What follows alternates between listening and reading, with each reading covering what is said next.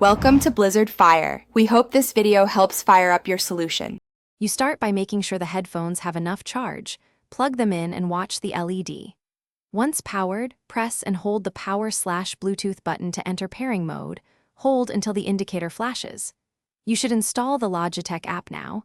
It gives firmware updates and noise control options. Make sure your phone or computer Bluetooth is on and not connected to another headset. This prevents pairing conflicts. If your device asks for a PIN use 0000 or 1234. Otherwise, accept the. Once paired, you should verify the connection quality and audio routing. Open the Bluetooth settings, select the headphone name, and confirm the paired status. If you see low audio or dropouts, repair. Then open the Logitech app to update firmware. Updates often fix stability and ANC performance.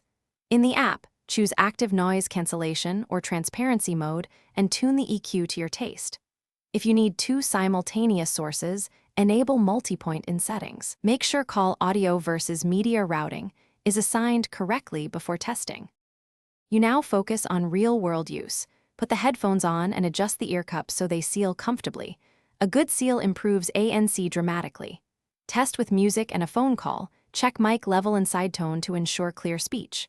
Once done, optimize settings in the app for battery life versus ANC strength. If audio cuts, try power cycling. Turn off, wait 10 seconds, turn on.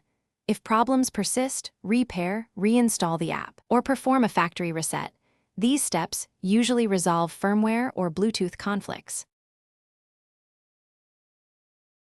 Thanks for watching. If you found this helpful, don't forget to like and subscribe.